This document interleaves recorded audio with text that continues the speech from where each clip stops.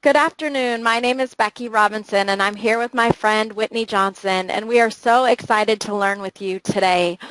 Some of you have already started to answer the question that Whitney has up on the screen. What is the most disruptive thing you have done with your career? And I'm going to share a few of those with you in a moment, but first I want to share a few housekeeping items. The first one is that we are recording today's event, so in the event that you have to drop off early, you'll be able to access all of the call later. The second is that we will also be sharing a selection of these slides with you via SlideShare and a link that we can provide later. The third thing is that we will be inviting you throughout the event to engage with us through some questions and polls, and we would love to have your participation. So we look forward to being able to interact with you and engage on the topics of Disrupt Yourself.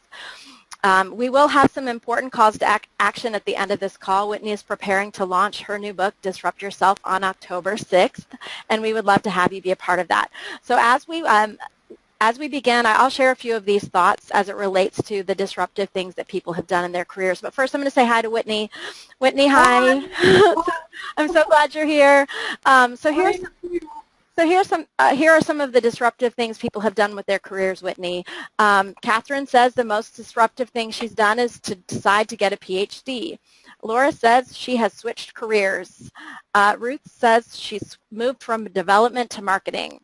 Byrne says that he took time following military service to figure out what the next steps were and decided to pursue a different career path by heading back to graduate school in a totally different fields. Carol says that she has successfully disrupted brands, but not her own brand, and that's why she's here today.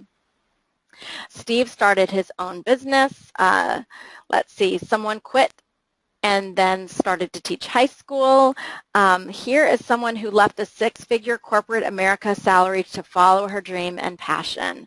Some other folks moved cross-country, started their own businesses.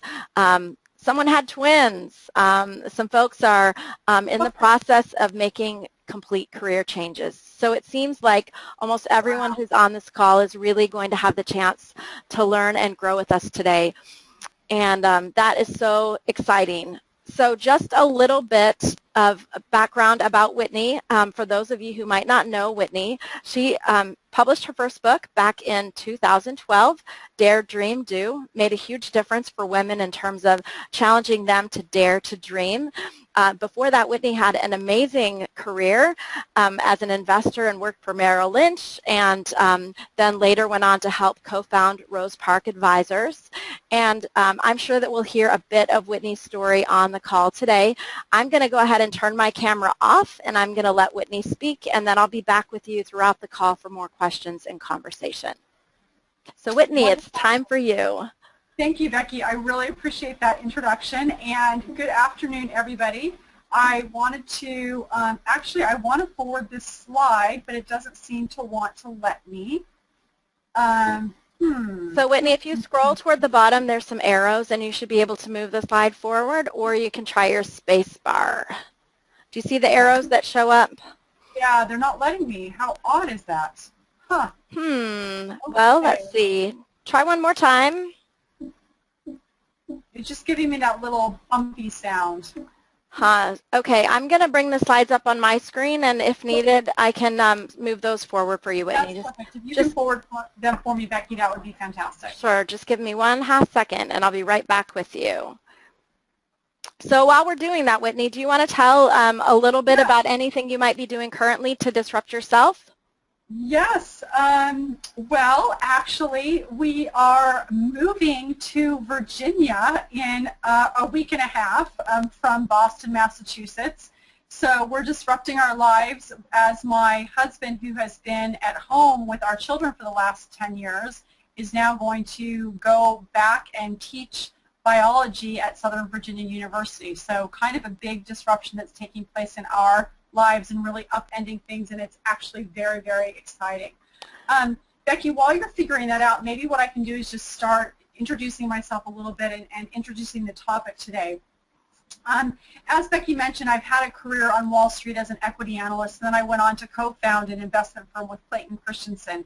And one of the things that I discovered as I was applying the frameworks of disruption to both investing and innovation more generally is that these frameworks also very much apply to individuals, and that one of the best ways to drive corporate innovation is through personal disruption.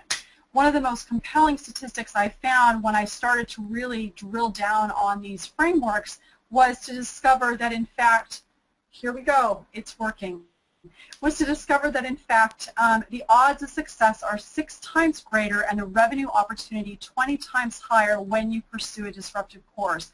And I've really outlined this data. I pulled it from Innovator's Dilemma, but I've given a very simple, brief explanation in my upcoming book. And so one of the things that I want to do with you today is define the term disruption and really drill down on the idea of personal disruption. Think about how I've reimagined the S-curve that we typically use to help us understand how quickly an innovation will be adopted, and then apply it to personal disruption and the psychology of disruption. And then finally to identify 7 variables that will help us either to speed up or slow down movement along the curve. So let's start with, how do we define disruptive innovation? Well, this is a term that was coined by Clayton Christensen at the Harvard Business School to identify a low-end or new market disruption that eventually upends an industry. So according to the theory, a low-end disruptor, think Amazon in the 90s, will establish a foothold at the low end of the market. Initially, their products are very inferior, low quality, and their position is very weak. In the words of Kevin O'Leary from Shark Tank, if you watch that show as I do, at that point in time, Barnes & Noble and Borders could have crushed Amazon like a cockroach, but they didn't. And market leaders, in fact, rarely bother because it's a simple little product that will add nothing to the bottom line. Let's go after bigger, faster, better. Now, of course, the problem is that the disruptor, once they have obtained a foothold, they too are motivated by bigger, faster, better. And so by the time a counterattack makes sense from the high-end player like Barnes & Noble and Borders, it's simply too late. To be fair, it is very easy to miss a low-end disruptor. Now, as Becky mentioned, I'll tell you a little bit of my story. Well, in 2002, I was covering a company called America Mobile. As an equity analyst on Wall Street, it was my job to put buy or sell recommendations on stocks. And one of the stocks I covered was a company called America Mobile. It's now the 4th largest cellular company in the world. As an equity analyst, I had to figure out, is this stock over or undervalued, so I could put a sell or a buy on the stock. Well, one of the first things I had to do is figure out, all right, wireless penetration in Mexico today is 25%. How much more can wireless penetration grow? It's already gone from 1% to 25% in just 5 years. Well, in analyzing how many people I thought could afford a cellular phone, how many people had credit, good credit, I thought maybe, possibly, maybe we could get to 40% or 40 million people. Enter Carlos Slim. Carlos Slim, the controlling shareholder of America Mobile and one of the world's richest men, he saw the opportunity I saw. He saw the 40 million people, but he saw the other 60 million people who desperately wanted to be connected but couldn't afford to. So what does Carlos Slim do? He offers them subsidized handsets and prepaid phone cards. Sound quality is bad, but inferior sound quality is better than no sound at all. Well, fast forward about 13 years. Today, wireline penetration has increased from a 15% number, a paltry 5 percentage points, to 20%. Wireless penetration has roared past my projection of 40% too, and if we were talking one-to-one, I would ask you to guess. You can guess anyway. It's 90% now in Mexico. Now here's the problem with disruption. It's tough to spot because of the timing. When you're looking at disruption, you can have the growth curve be totally flat for years and then suddenly spike upwards. In Mexico, for example, they introduced wireless in 1988. For almost a decade, penetration was less than 1%. And then suddenly, it spiked from 1% to 25% in 5 years. When an industry is going through an upheaval, booyah, say all the people who are now connected, who can no longer have to figure out how they're going to talk to people that they love or try to conduct business, they're just happy about this. But for the individuals, for the businesses who are experiencing this seismic shift in what his or her world looks like, disruption can be pretty unsettling. But it can also be an amazing ride, and that is what I want to talk to you about today. Not just coping with the force of disruption, but harnessing its power and unpredictability to pull you forward. So each of us has a view of the world that is powered by personal algorithms. We look at how all the different components of our personal social system interact, and then we try to come up with patterns to predict what will happen next. When systems behave linearly and react immediately, we're fairly accurate with our forecasts. We flip a switch and the light goes on. But when they don't, our predictive power plummets. One of the best ways to make sense of this non-linear world where things do not react immediately is the S-curve. The S-curve helps us deal with these time delays, providing milestones that we can watch for. So as you look at the slide, you'll see at the beginning, until you reach 10 to 15%, growth is going to be pretty slow. But then once you reach this tipping point of that 10 to 15% number, you enter into hypergrowth. And then at saturation, or roughly 90%, growth tapers off. Let me give you an example. Facebook. We're all very familiar with Facebook. Now, assuming a market opportunity of 1 billion people, it took Facebook about 4 years to reach a tipping point of 10%.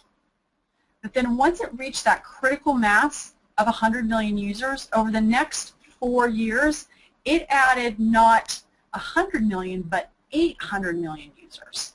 And now we could quibble over whether or not Facebook has reached saturation, but there is no question the rate of growth has begun to slow. Think about how much you check Facebook today versus 2 years ago. Now here's the thing that I think is so exciting about the S-curve, is that it also helps us understand the psychology of disruption.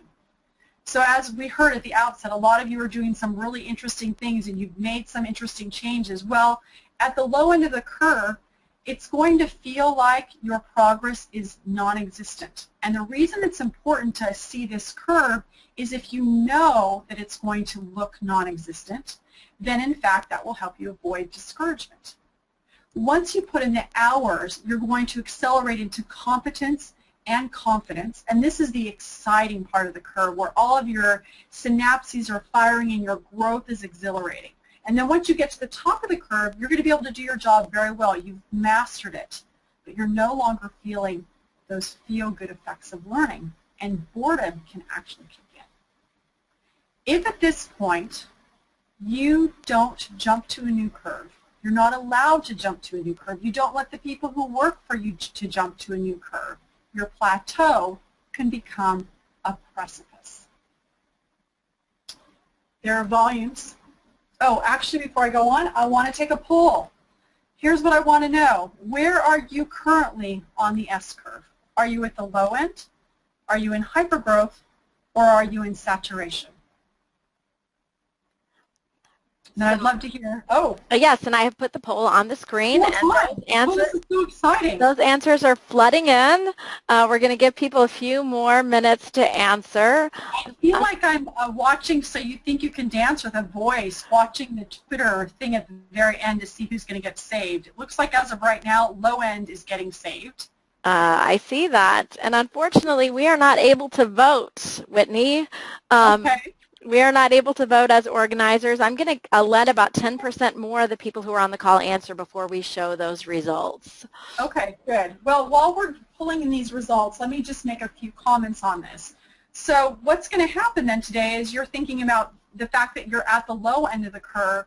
This webinar is going to help you, I hope, avoid some of the discouragement that you might feel, but then also come up with some ways that you can accelerate more quickly up the curve. The same is true for hypergrowth, and in fact, we'll talk about some things as you're in hypergrowth, some things that you can do to make sure that you stay in hypergrowth and don't somehow slide back down the curve. And then saturation, we'll talk about some things that you might want to think about doing to screw up the courage that you need to jump to a new curve. So I'm going to close up that poll, Whitney, and I'm going to share those results with everyone. So it looks like we ended this poll with 51% saying that they're at the low end of the curve, 26% in that hyper growth mode, and 23% in the saturation part of the curve. So I'm going to close and hide these results so that we can show my slides again. Thank you, everybody, for voting. That's really interesting, and so it'll be fun to see how what you learn as we progress. All right. So as I said earlier, we know from the research that the odds of success improve when you pursue a disruptive course, and I believe that this mindset begins with the individual. Companies don't just disrupt; people do. And if you can learn and master the S-curve waves, you will have a competitive advantage in an era of accelerating disruption. And whether an organization or an individual, we all seem to follow 7 basic rules. All right, the first one. All right, Becky, if you can move me forward again. I'm working on it. We should be there, yes? Okay, so let's go now to the next slide. Yes. To take the right risks. And taking the right risk is the first thing that we need to do in order to be able to move up the curve. Now, there are 2 different kinds of risks that I want to talk about today. And the first is competitive risk, and the second is market risk. And if you can go forward to the next slide of competitive risk. First of all, as you think about it, people don't buy products, they hire them to fill needs. And then disruptors look for needs not being met and then try something new rather than competing against established curves of learning. Let's talk about competitive risk first. Now, if one of your colleagues comes to you and says, you know what, there is a huge opportunity out there and I have got the projections to prove it. It's likely that someone has already scoped out the market. There's a kingpin in the market. It isn't you. You can be confident that there will be customers, but you have to assess if you can compete and win. That's competitive risk. Now let's go to the next risk, move the slide forward, which is market risk. If one of your colleagues comes to you and says, I don't know if there's a market out there, but I think that there's a need not being met. Let's go and find out. You don't know if there are going to be customers, but if in fact you can find customers to hire your product or service, as a first mover, you are favored to own the market, and that's market risk. All right, let me give you a couple of examples. Let's start with a corporate example, and then we'll talk about an individual example. There's a college out there called Southern New Hampshire University. Some of you may have heard of it or seen the commercials. In 2002, Southern New Hampshire was a 2,000-person college with declining enrollment.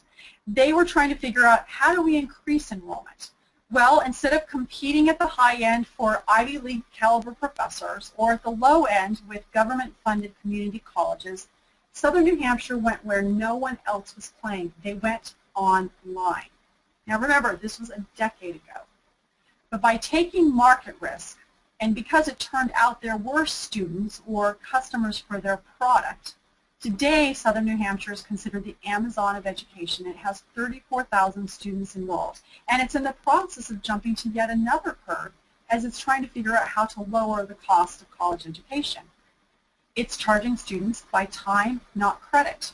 One student was able to demonstrate actually all 120 competencies in less than 6 months, and his associate's degree cost a whopping $1,250. Okay, let's go to the next slide. Now, how does this apply to us as individuals? When I first moved into equity research, I was going to cover the cement and construction sector. And you may laugh, but I was actually very excited about it.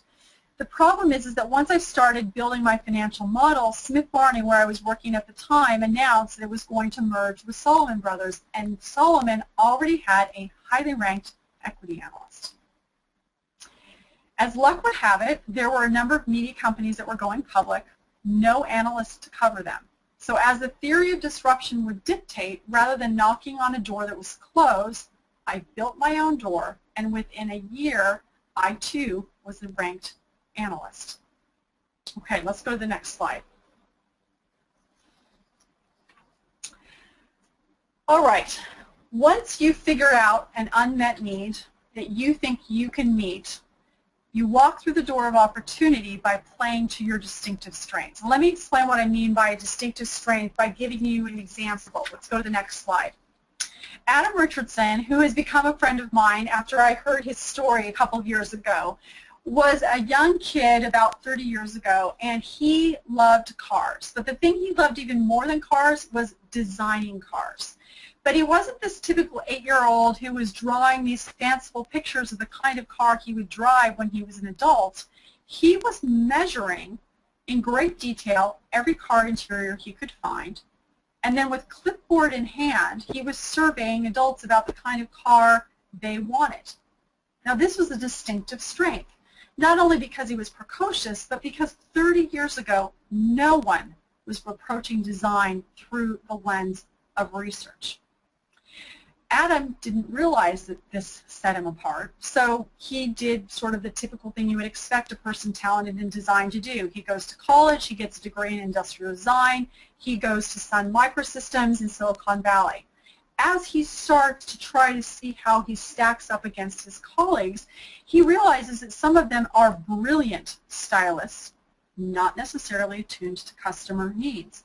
He, by contrast, is not the strongest stylist, but he is enthralled with and very good, as you may have surmised, at market research. So now that he's pretty good at industrial design, he has the ability to go back to school. He studies anthropology, art history, sociology, and he is able to go into market research.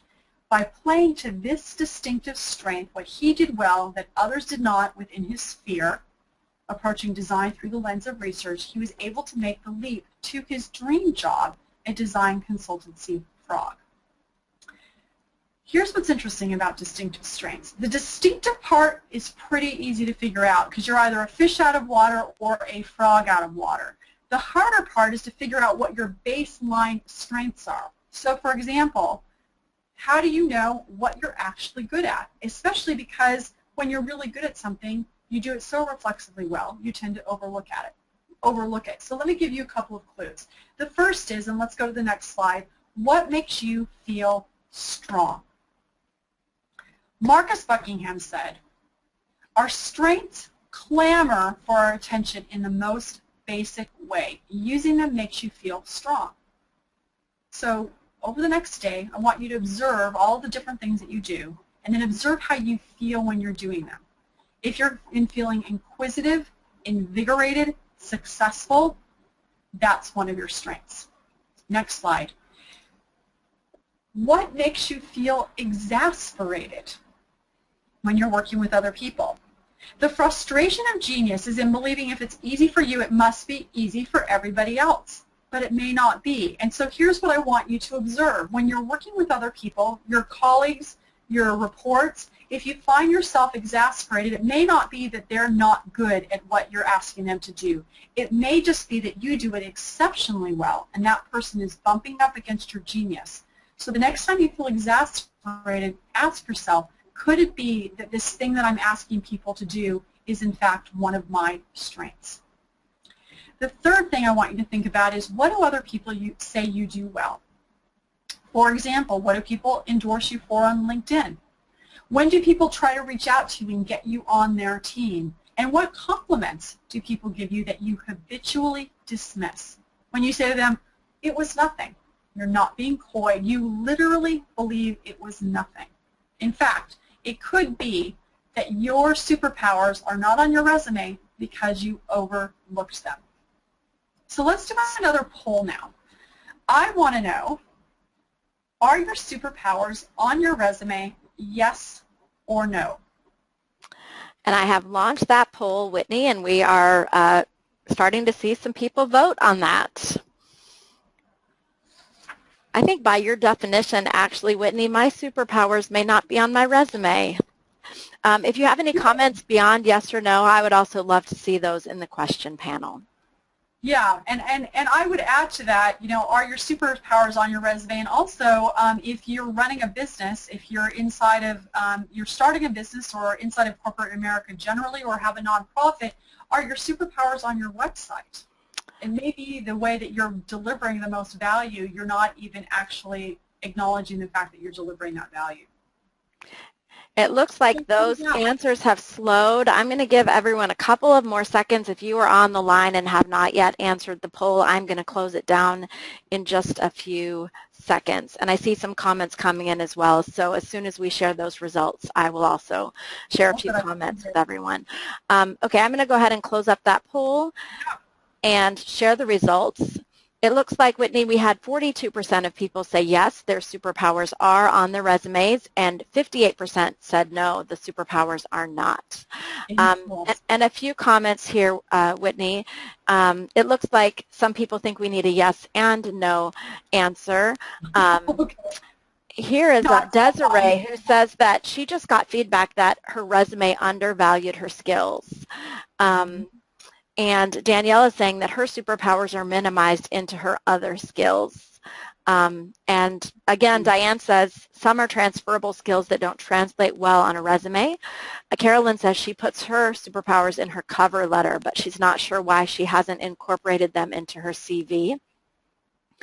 Let's see what else. Linda says she needs to expand and expose her superpowers. Whitney, Gary is wondering if you can restate the definition of superpower. Oh, yeah, sure. Absolutely, Gary. So I would say your superpower, I mean, I'm using this interchangeably with this idea of distinctive strength, something that you do well that other people within your sphere do not. So, for example, I use that example of Adam Richardson, where he was very good as a designer, but what made him uniquely good as a designer was the fact that he brought the market research piece to it. And so your superpower, building on that, is something that you do incredibly well. Other people in your sphere don't do it incredibly well, and you do it reflexively well, so it's as if it is breathing for you. That's one of your superpowers, where you just reflexively do it. Thanks so much, Whitney. Sure. Okay, so here's what I want you to really think about, and especially for those of you who said that you were at the low end of your curve, whatever discipline you're in, it's important to get the pay-to-play skills you need to move up that curve. But then once you have your pay-to-play skills, the basics, so example, the degree in industrial design, the key to moving more quickly up that curve is the ability to play to your distinctive strengths and to figure out what you do uniquely well so that you're playing with both of those. Because once you really leverage your superpowers, then you're going to move more quickly up the curve. All right, let's go to number 3, which is to embrace your constraints. When you're trying to change the status quo, it can be very, very unnerving. And so we may find ourselves a little bit more needy than usual, and because we want and need a lot of feedback and we need it quickly. Now, ironically, the best way to figure out if we're doing well is to impose constraints. And so one of the things that I think is really interesting, if you'll move the next slide, is you think about skateboarders. Skateboarders are actually some of the quickest learners in the world because they receive incredibly fast and useful feedback. Every action, every move has an immediate consequence. For many of us, one of the biggest constraints, if you'll move down to the next slide, is money, which is usually actually a pretty good thing because if it's do or don't eat, we're usually pretty focused on getting the business model right as a professional inside of a corporation or even when we're starting a business. Entrepreneur Magazine did this really interesting study a few years ago. They compiled a list of the 500 fastest growing companies in the United States. That in and of itself was interesting, but what I found especially intriguing was how these 500 fastest growing companies had funded their growth. As you can see from this slide, only 28% had access to bank loans or lines of credit. only 18% had access to equity, and only 4% had access to venture capital. What this means, if you go to the next slide, is that at least 50%, and as much as 72% of these companies had built their business by bootstrapping. And so I wonder, were these companies able to build their businesses in spite of or because of their constraints? Now, I want to tell you a quick story about this idea of bootstrapping, which I think is really a great, inspiring, and encouraging story. The entrepreneur is Susan Peterson. So her husband, he was in school.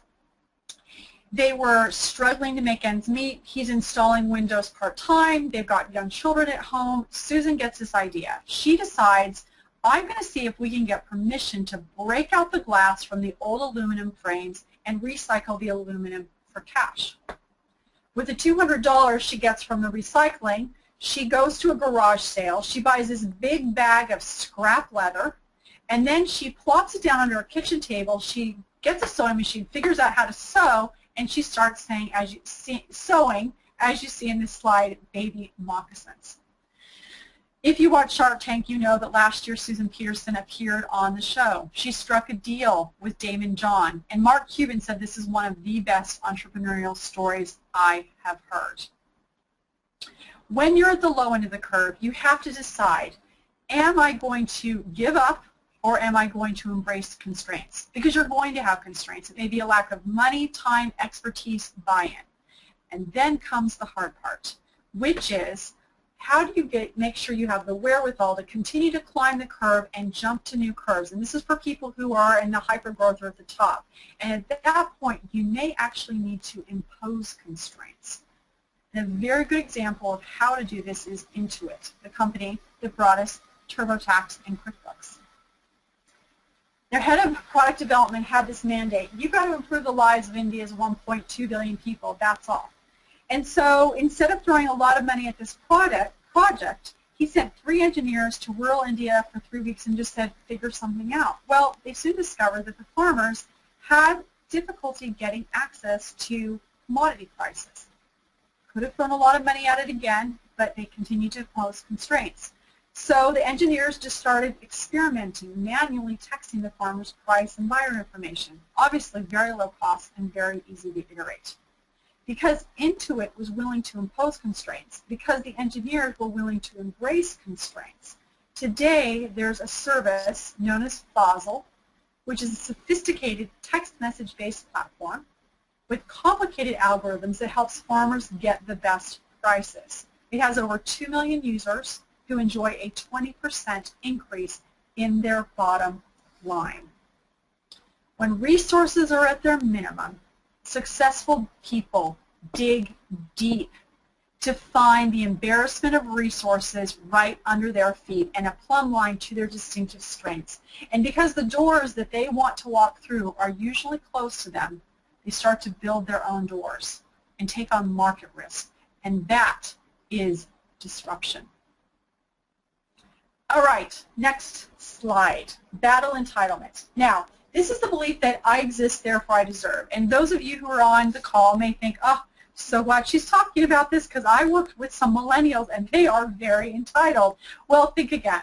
Because entitlement can happen to anyone. It can happen to millennials, to Xers, to boomers, low end of the curve, high end of the curve. It comes in many guises, and sadly I see it in myself all the time. Today I'm going to talk about just one kind of entitlement, and that is called cultural entitlement. It is important for us to feel like we belong. A sense of belonging gives us the confidence that we actually need to scale the curve. But once we start to see the fruits of taking the right risks, of playing to our distinctive strengths, we can start believing that this is the way things should and will always be. Just ask borders. They did not look beyond their borders. When my husband was in graduate school, as you can see, he is a scientist, and he would grow cells in this beautiful pink-colored media. After 3 or 4 days, the cells would use up all the nutrients, and they would produce byproducts, some of which were toxic, and so the cells would turn this dingy brown, and he needed to replate them into a new dish. Similarly, we may be very comfortable in our cultural petri dish. We may feel we belong. But if we want to avoid stagnation, if we want to avoid the toxicity that could actually push us back down the curve, for those of you who are in hypergrowth, we need to occasionally change our environment. And a simple and low-cost way of doing this is to open up our network. You can go to the next slide. Now, a closed network we actually kind of like because it makes us feel like we belong. It reinforces that sense. And we hear the same ideas over and over and over and over again. An open network can actually make us feel kind of uncomfortable because we're going to be around people whose ideas conflict with ours. And we're more likely to have breakthrough ideas. Fascinating study out of Northwestern a few years ago. They examined 18 million articles over the course of a decade. They divided them into high-impact and low-impact papers. The high-impact papers being ones that people read and talked about. Here's what they found. Go to the next slide. Low-impact papers, 100% of their sources were conventional, meaning people and ideas from inside of their network. High-impact papers, next slide, 85 to 95% conventional, 5 to 15%, next slide, were highly novel sources, meaning people and ideas from outside of their networks. Because these academics were willing to transplant themselves intellectually, they were 2 times more likely to have a breakthrough paper. So, one of the things that's really critical as you're looking to move up this curve is to battle entitlement. All right, I think we may have another poll here. I'm not sure. No, we don't. All right, let's go to the next one. Number 5, step back in order to grow. When organizations get too big, they often stop, which is somewhat entitled actually, they often stop exploring smaller opportunities because the revenue just doesn't make sense. Yahoo is an example of this. So think about it. Yahoo really flipped the whole revenue model on its head actually a couple of decades ago now when they introduced the banner ads. As they started to enjoy the ever higher margins of banner ads, they stopped or actually missed content market and the content market in mobile because these opportunities were thought too small, too much of a hassle to pursue. They now have competitors who are taking a direct hit at Yahoo's engine of business. The thing is that when this can happen to Yahoo, it obviously happened to Barnes & Noble and Borders, and it can happen to people too. We can stall at the top of our S-curve. And the only way we can avoid this is to jump to a new curve. Next slide. This does not mean that you have to change jobs. It does not mean that the people who work for you have to change jobs. But it does mean that you need to change curves. And a good example of this is Dave Blakely. Back up for a second. I want to stay on the diving for a moment. Dave Blakely, he started his career at IDEO 25 years ago. And when he first started, he was an engineer. He could have worked his way up to manage technical staff. Instead, he volunteered to become a project manager. Now, if any of you on this line are engineers, you will know that they heckled him. They thought this was an escape route from the rigor and detail of engineering. But the step back for Blakely allowed him to begin to broaden his skill set, to climb a new ladder, so that when he finished up at IDEO, he finished his 25-year tenure earlier this year, he was the head of technology strategy. Next slide. As you look to tilt the odds in your favor, beware the undertow of the status quo. Lots of stakeholders, people you work with, people you love may like you right where you are. They may even question your sanity because you want to jump to a new curve, but there really is no such thing as standing still. And sometimes a step back could be a slingshot forward. All right, next slide. Okay, let's chat. When has sideways or backwards turned into a slingshot for you? Okay, Whitney, I am ready to take some comments and questions from our audience, and I'm looking forward to that together in just a few minutes. So when has a sideways or backwards turned into a slingshot for you? And we're going to take those answers in the question panel. While we're waiting on that, Whitney, do you have any of those from your own life that you might be able to share? Yes, absolutely. So when I, actually the example that I talked about earlier, so when I was in investment banking, for those of you who have been on Wall Street at all, you know that investment bankers moving into equity research is considered a backward move. It's considered a step down. No one wants to do it. And so when I first considered doing it, I thought, I really don't want to do this. But it turns out that moving from banking to equity research was a career maker for me. It played much more to my strengths, to my distinctive strengths, as we talked about earlier, and turned out to be a slingshot for me. But to me, personally, and to other people, initially, it really, truly looks like a backward move. Great, thanks. So I have a couple of comments that are flooding in now faster than ever. So Matt says that he volunteered to pilot a new role, and now it's a 10-person team. Matt, good job. Here's someone who was asked to oversee another clinic in the hospital. It was a lateral to her current position, and the lateral allowed her to move up in 6 months because she had the new experience. Here's someone who admits that she has never done that, and as a result, it's a very scary idea. Or maybe in taking a sideways move, it didn't have the results. Here's someone who left a high-paying corporate job to pursue a passion of consulting, speaking, and writing, and that the sling is being pulled back tightly and is about to be released. So Andrea here is sharing that she thought that going back to university was a step backwards in 30s and 40s, but it turned out to make all the difference in her creativity and innovation on the job.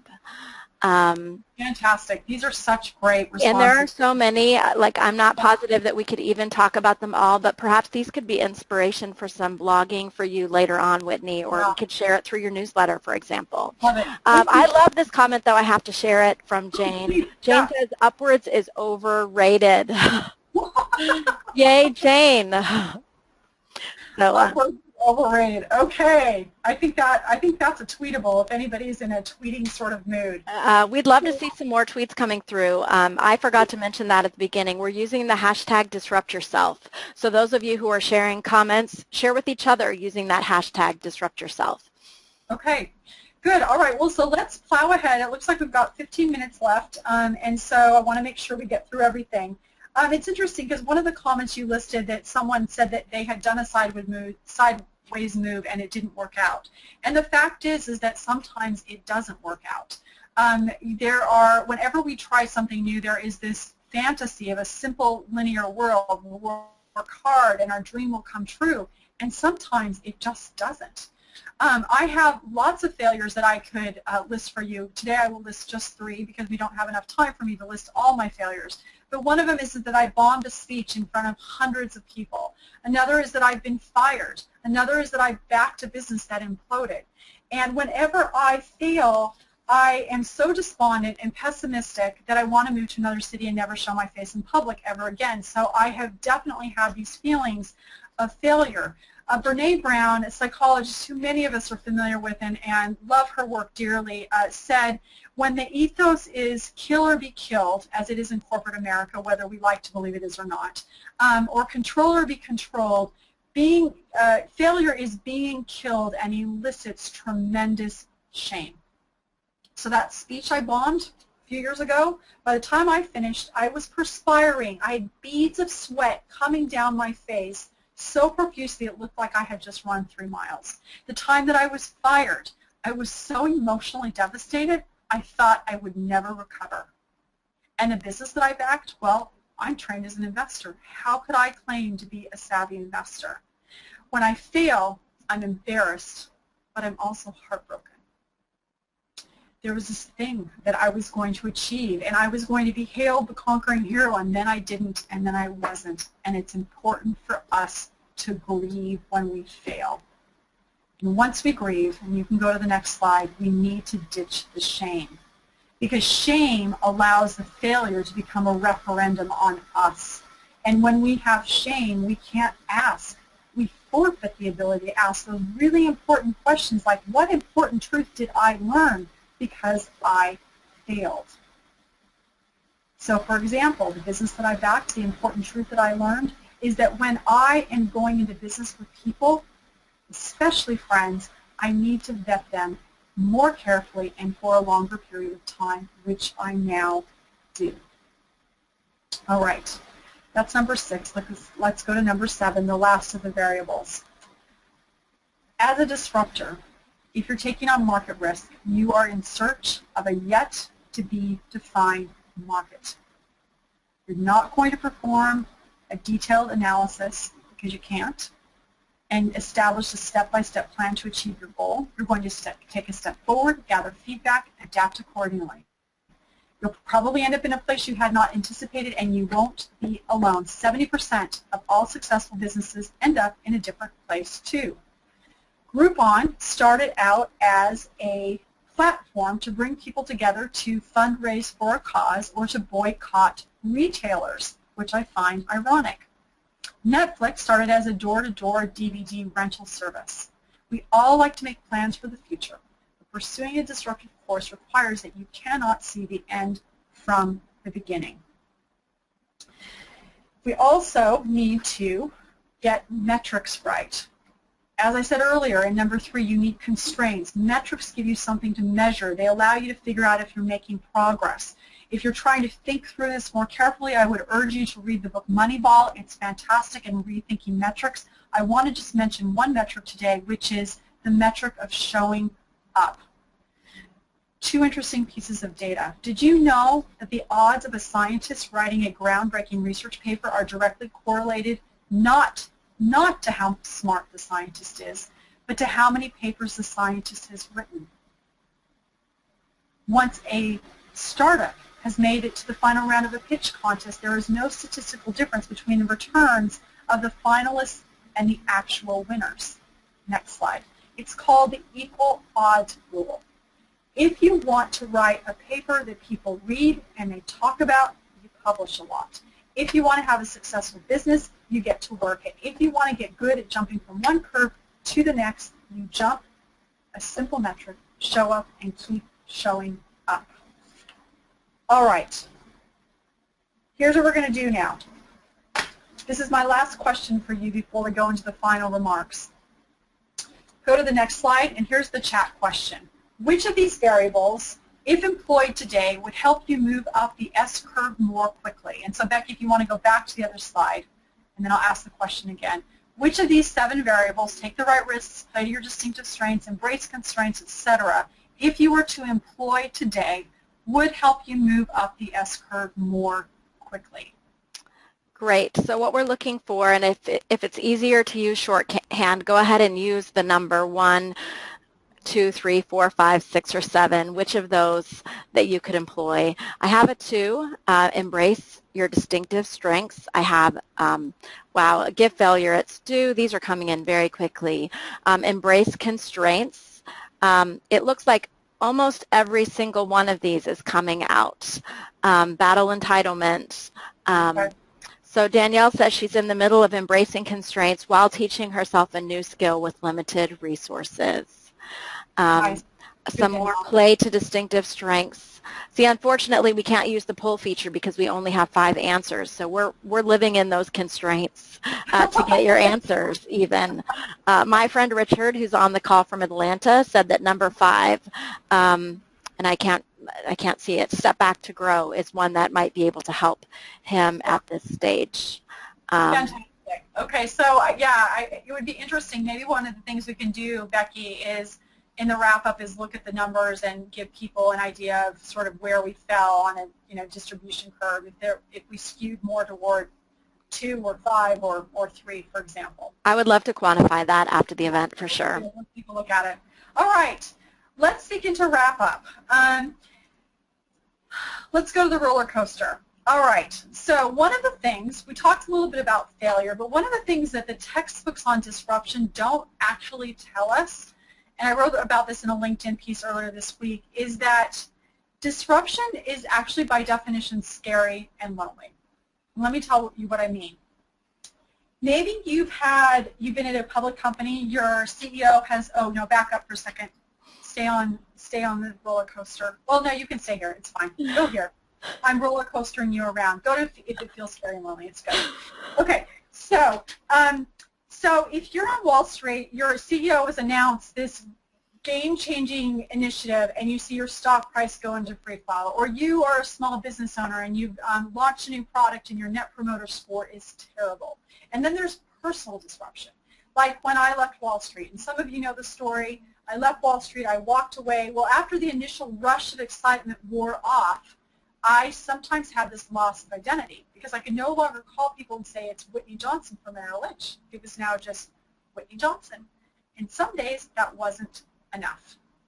And there have been other days where the PE, or Q to excitement ratio, is so uncomfortably high I feel like I'm on a thrill ride to zero cash flow. It doesn't mean you shouldn't disrupt. It just means, if you say it with me, if it feels scary and lonely, you're probably on the right track.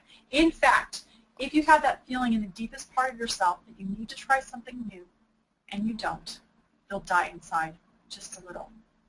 That's why we call it the innovator's dilemma, because whether you innovate or not, you risk downward mobility. And this is why our dreams are so important. Next slide.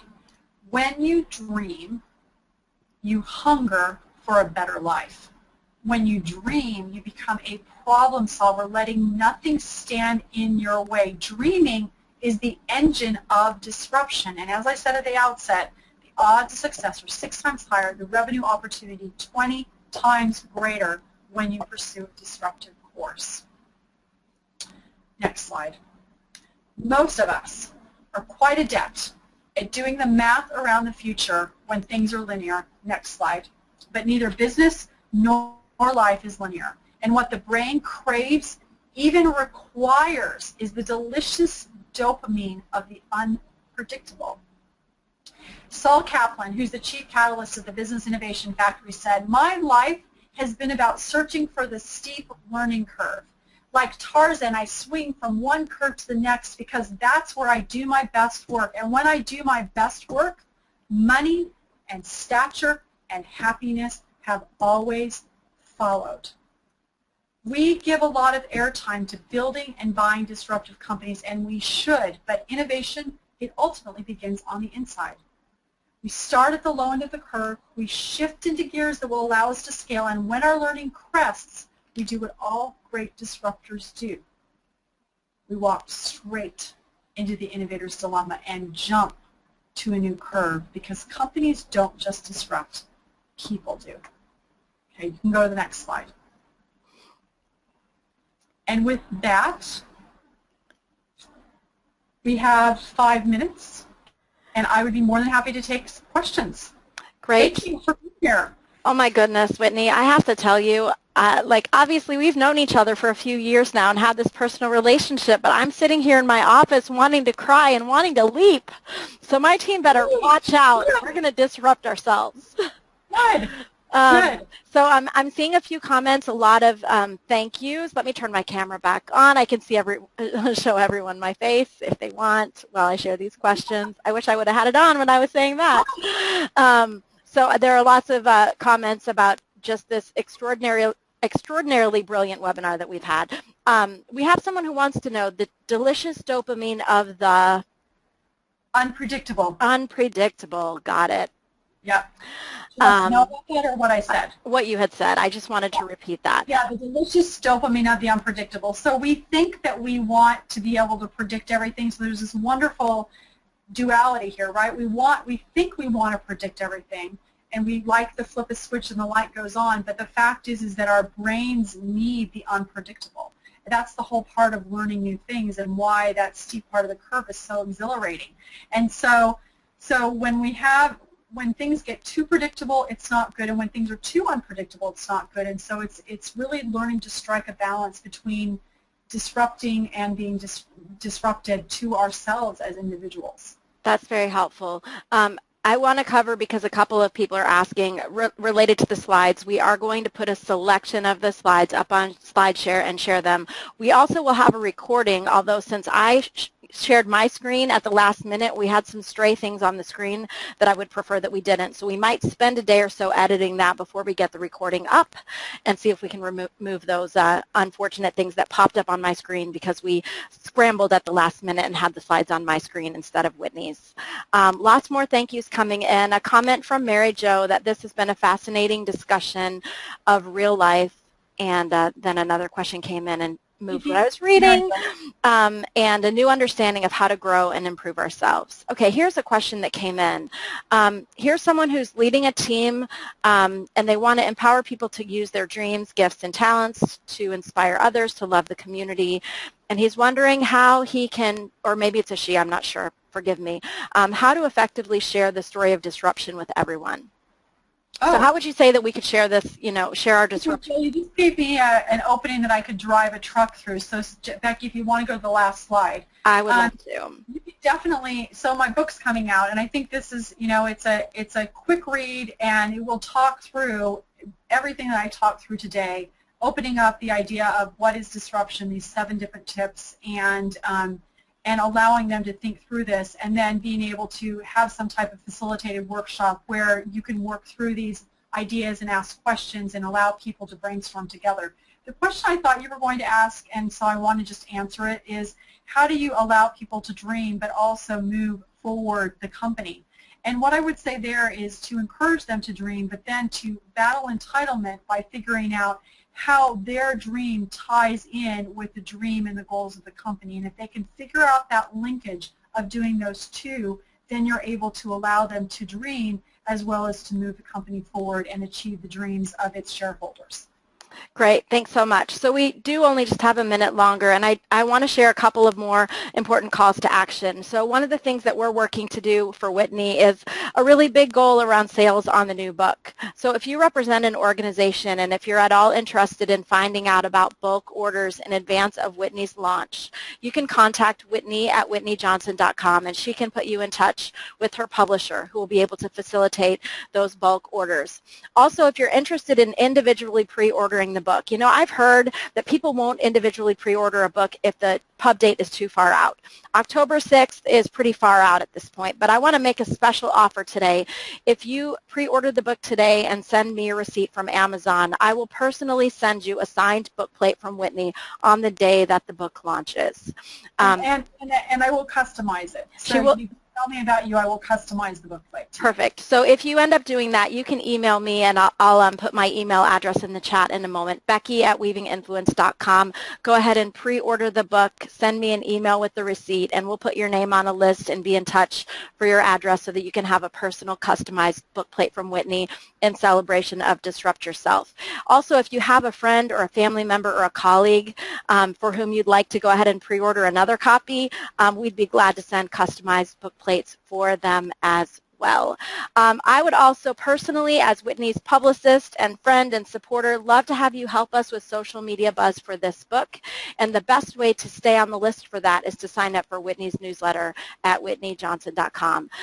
Whitney, thank you so much for this hour together. It was an extreme pleasure. And one more thing, we are going to have another webinar in celebration of this book. So closer to the launch of the book, you'll all receive an invitation from me, and we're going to have another hour with Whitney to focus on one or more aspects of this process, not the same webinar.